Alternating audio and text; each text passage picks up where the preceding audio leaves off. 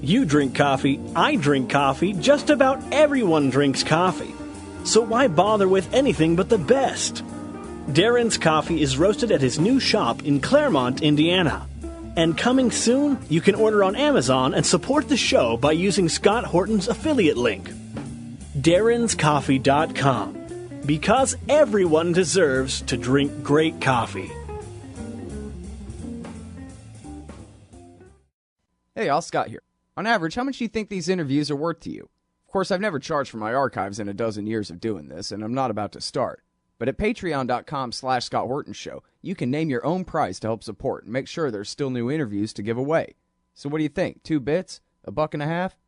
There are usually about 80 interviews per month, I guess, so take that into account. You can also cap the amount you'd be willing to spend in case things get out of hand around here. That's patreon.com/Scott Horton Show. And thanks, y'all. All right, you guys, Scott Horton Show.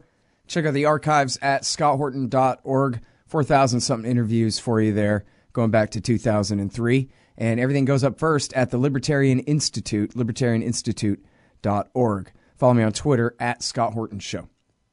All right, introducing Alex Main. He is from the Center for Economic and Policy Research, CEPR.net. And he's the author of a couple of important studies here. First of all, Collateral Damage of a Drug War, and which is also co-authored with Annie Bird, and Still Waiting for Justice, also co-authored with Annie Bird. And they are both at CEPR.net, and these are about an atrocity committed under the authority of the American DEA, Drug Enforcement Administration, down in Honduras in 2012. Welcome to the show, Alex. How you doing? Hey, Scott. Great to be on your show. Very happy to have you here. So, listen, I was just mentioning to you, I'll go ahead and mention it now that we're recording. I never even heard of this story until I got a press release from Sam Husseini's group saying Alex Main is available for interviews about this important story, and seems like a pretty important story. I should have heard of it by now, so maybe that's, a subject in itself. Was it just my ignorance, or was there really a distinct lack of coverage of this story in American media compared to the importance of it? Yeah, there wasn't enough coverage given really how scandalous this whole thing was. And those reports that you cited, they were written back in August of 2012, the first one, Collateral Damage of a Drug War. And I believe the second one was written in January of 2013. And the quote-unquote big revelations of the joint Department of Justice, Department of State Inspector General report that came out just a few days ago.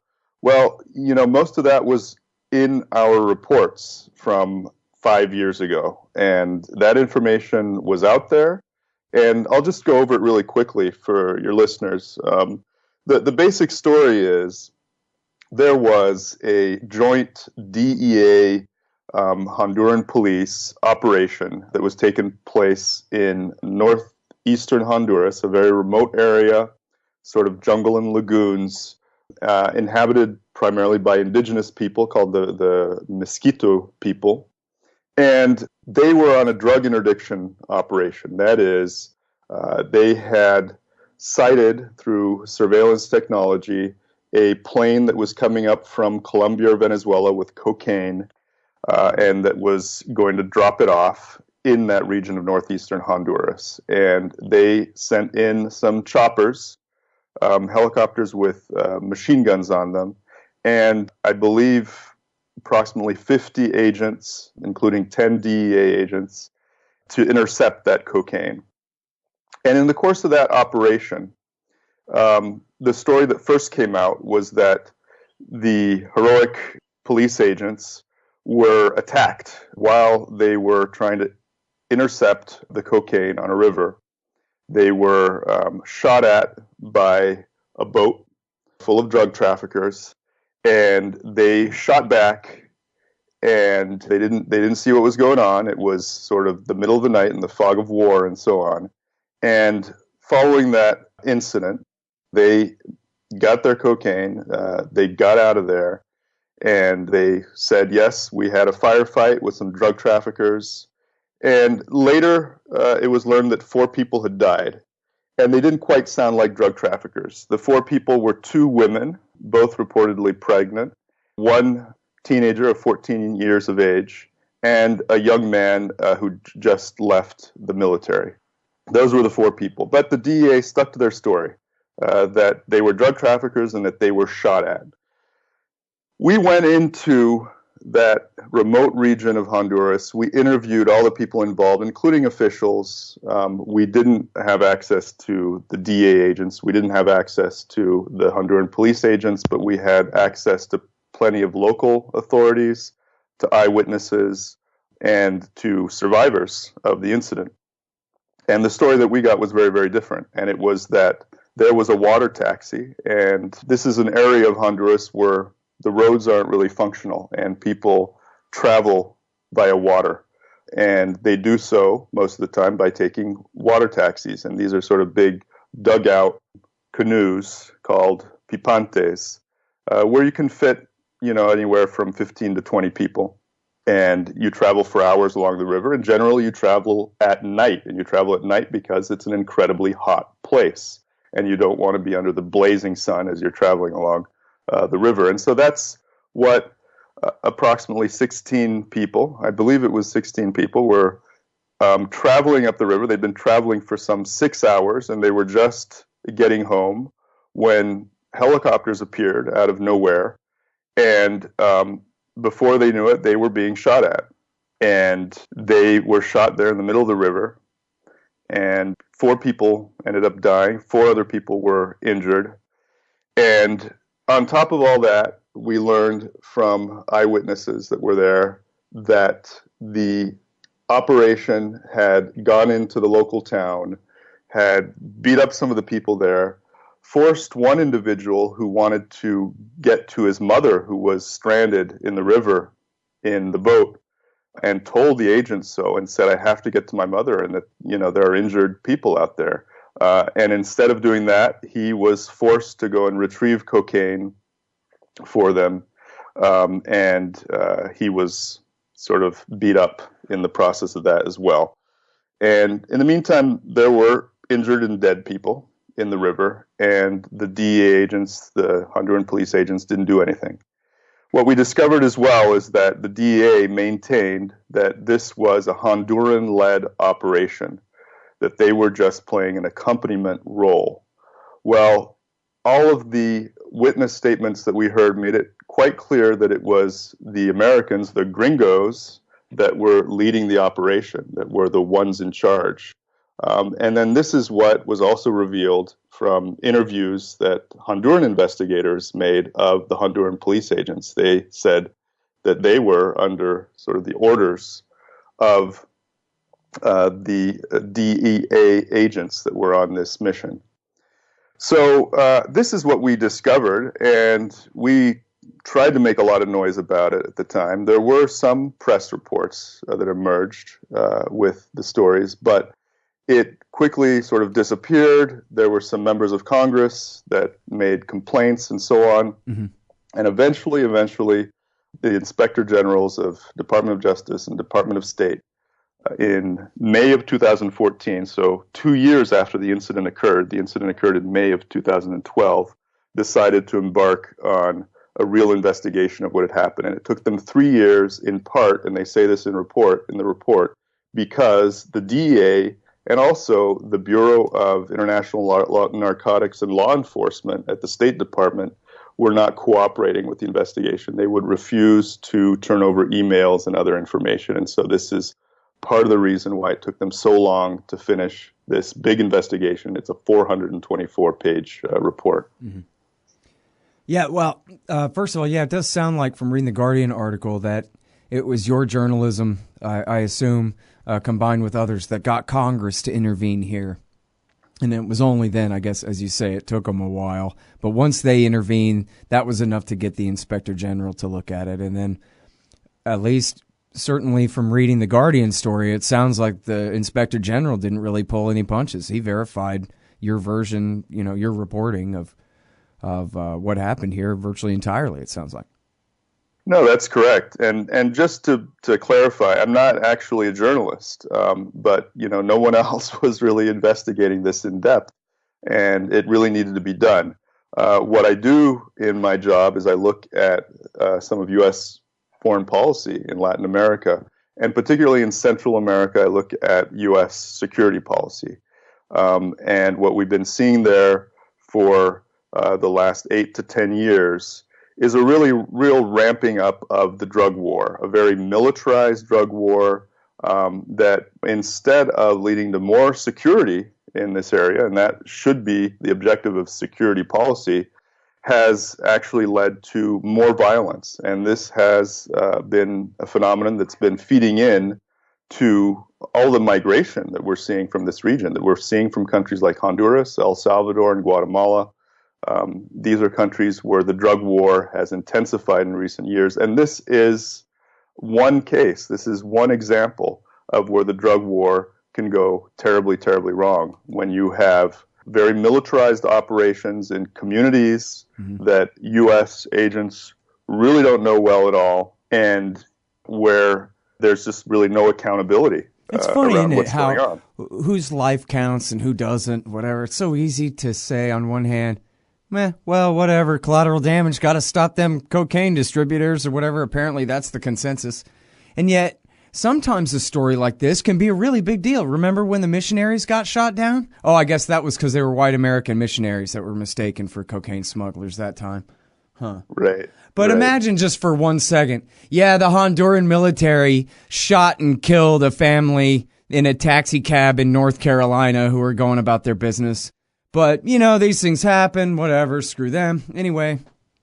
No, that would be the biggest deal in the world, right? That time that Honduras invaded America, we'd nuke them or something.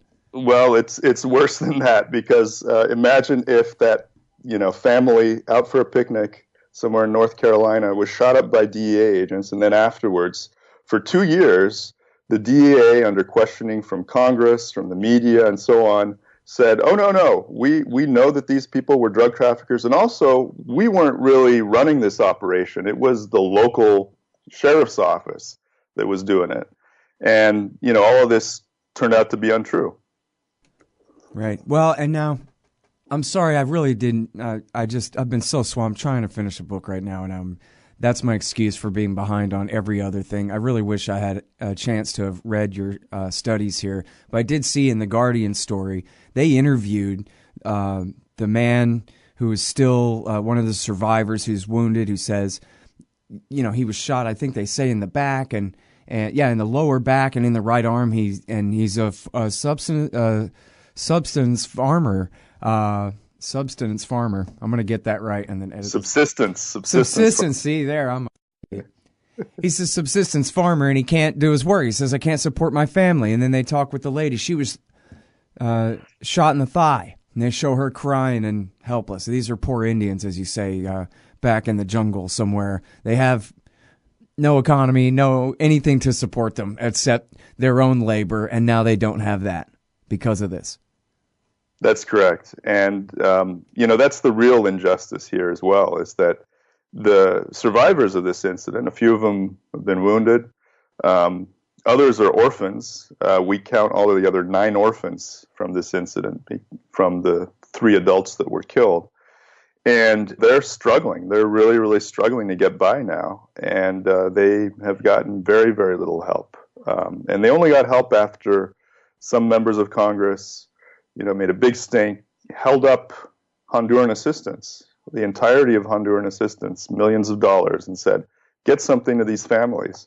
And eventually, a mechanism was put into place to try to compensate them somewhat. But we've calculated that only about $15,000 has made it to, these people. We're talking about over a couple dozen people that have been directly affected by this economically, and others that are injured and that haven't received adequate treatment. Another individual, a boy, was shot in the hand. His hand is no longer functional. He couldn't afford the operation he needed to make it functional. So that's right. The DEA went in there. They led this operation. They gave the orders. At one point, they ordered a machine gunner to shoot at the boat that was full of passengers who were not drug traffickers, who had nothing to do with drug trafficking, who all had a legitimate reason to be on that river. They were traveling with a lot of their personal belongings, trying to get back home. they were innocent bystanders. Clearly, the DA mission believed that they were some kind of a threat. And I think that had a lot to do with the fact that they had no idea what this region was about. They had no idea that you have water taxis going up and down the rivers in this region at all times during the night.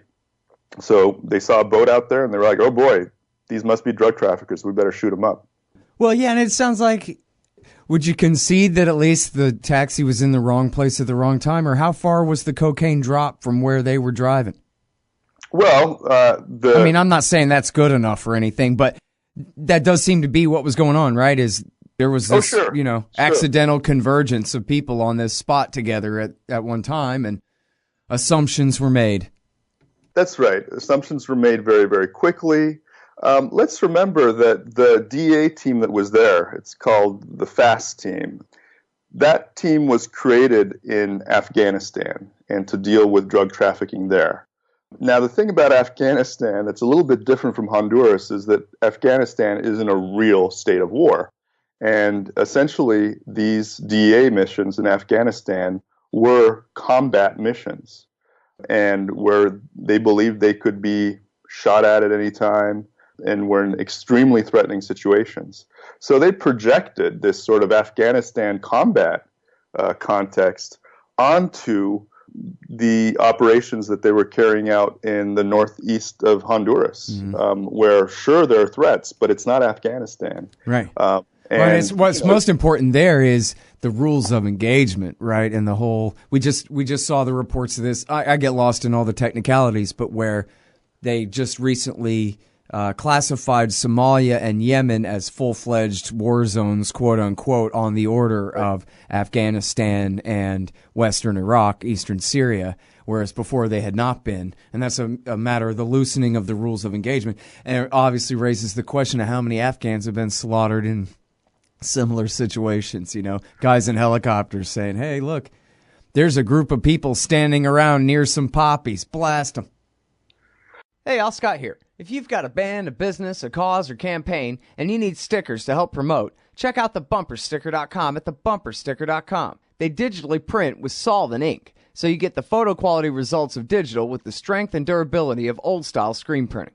I'm sure glad I sold thebumpersticker.com to Rick back when. He's made a hell of a great company out of it, and there are thousands of satisfied customers who agree with me, too. Let thebumpersticker.com help you get the word out. That's thebumpersticker.com at thebumpersticker.com. Yeah, well, we'll never know about Afghanistan, and I'm sure many people have been killed in Honduras. We know there are plenty of extrajudicial executions that take place all the time there. But this case just really, really stands out because these folks, like you said, they were in the wrong place at the wrong time, but they were completely innocent. They weren't from gangs, they were just going about their business. And it would have been one thing if the DA had sort of fessed up and said, oh, we made a mistake. But rather than that, they, first of all, hid behind the idea that they weren't leading the operation, which they were, and that was confirmed by the Inspector General's report. They were leading the operation. They did give orders to a machine gunner to fire on the passenger boat. And second of all, there was no evidence that they had been shot at. In fact, there's an aerial surveillance video that was studied very, very carefully by the Inspector Generals, that was also studied by investigators within the State Department. All of them concluded there was no evidence at all that anyone from the passenger boat shot at the counter-narcotics operation. Rather, all they see is the passenger boat being lit up first by a set of agents, Honduran and DEA agent. The DEA agent says he never fired. It's very difficult to say whether he did or not. The Honduran agents certainly did. They fired and shot at the passenger boat, and then you had the machine gunner on one of the helicopters firing down at one of the boats.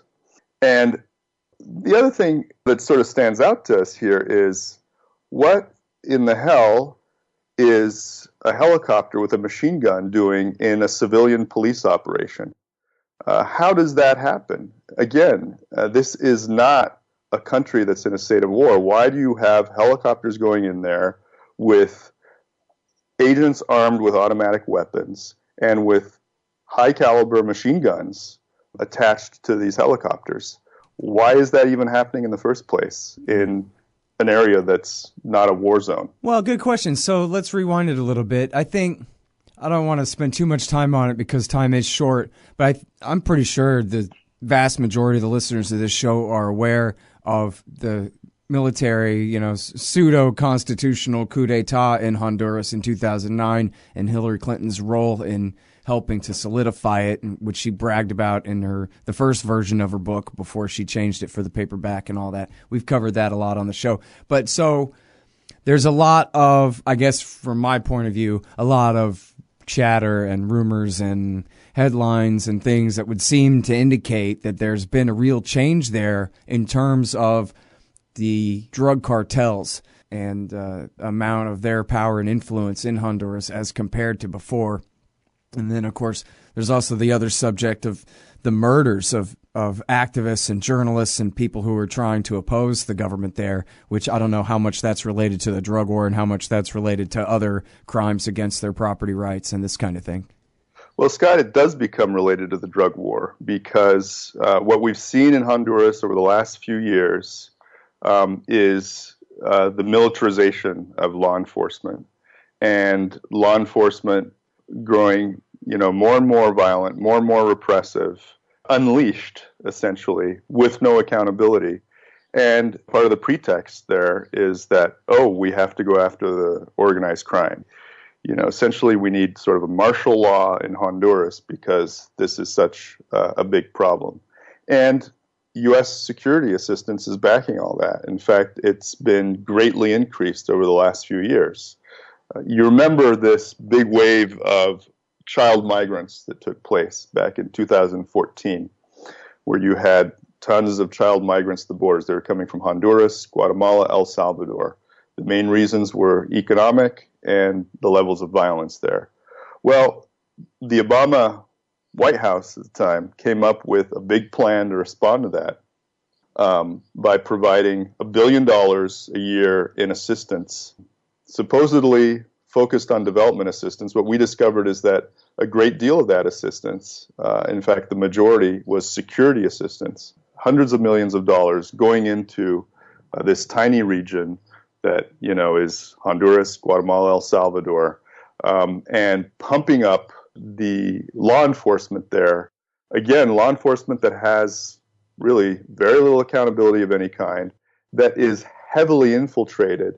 And let me just share one interesting fact that you also won't read in the papers generally, which is that the head of security in Honduras, the head of the whole operation there, is a known drug trafficker at this point.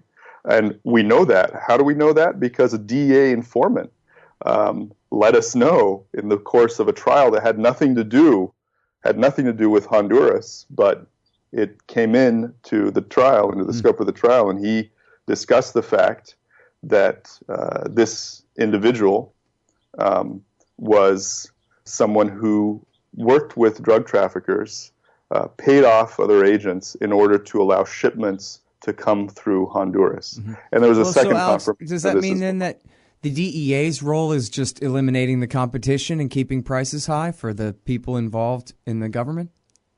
Well, one has to wonder, because clearly the government, the Honduran government, is getting a lot of support from the U.S. Clearly, at the same time, there are a lot of senior officials in that government that have some form of involvement in drug trafficking operations. And how was it before, though? How much different was it before it was Zelaya got overthrown there? Well, the big difference, certainly this was happening before, under Zelaya and under previous presidencies. But what happened with the coup that occurred in 2009 is that you had a real breakdown, a real institutional breakdown. At that point, when you start to basically ignore the country's constitution and just plow ahead with a political program that not supported by the population, and where you have a context where people take to the streets and the police and the military are deployed in order to repress the demonstrations that are taking place. You have what we saw in Honduras as the beginning of a pattern of repression that took place, targeting many civil society activists in that country, and also increased militarization. Under the Honduran constitution, it was forbidden to deploy the military for law enforcement purposes. Well, that began after the coup, and it hasn't stopped since. And in fact, you now have a force, the military police, which is a military force. They are, military units that are in the military police. They are not civilian law enforcement. And they are several thousand, heavily deployed around the country, using military methods to carry out law enforcement. And that leads as well to more violence. And certainly, when you have a lack of accountability, when you have as well a judiciary that's not at all independent from the central government there, you're going to see lots of cases where the drug trafficking, the corruption that is taking place within the government, where you have senior officials that are involved, is essentially protected. There's nothing that really can be done to deal with it. And that's what we're seeing today in Honduras. Mm-hmm. I keep hearing people say, oh, come on, there are nothing in those emails anyway. The only scandal is that she had the emails on the wrong server, which the only reason they were on the wrong server is because she wanted to be able to hide them from us in the first place. And they claim, it's official, that there are 30,000 that nobody's ever seen that she swears are just about yoga with her daughter and this and that. And yet in the emails that were released, there's all these stories, such as this one by you, A Common Dreams, the Hillary Clinton emails and the Honduran coup, where you talk about Anne-Marie Slaughter. I like the idea of her as Bambi here with the doe eyes and the good intentions. Miss Clinton, aren't we going to do something? And then Hillary smacks her down. No, we're not. No, absolutely. Well, I mean, in that case, Anne-Marie Slaughter, I don't know how much of a Bambi she is. What she was seeing was that because the U.S.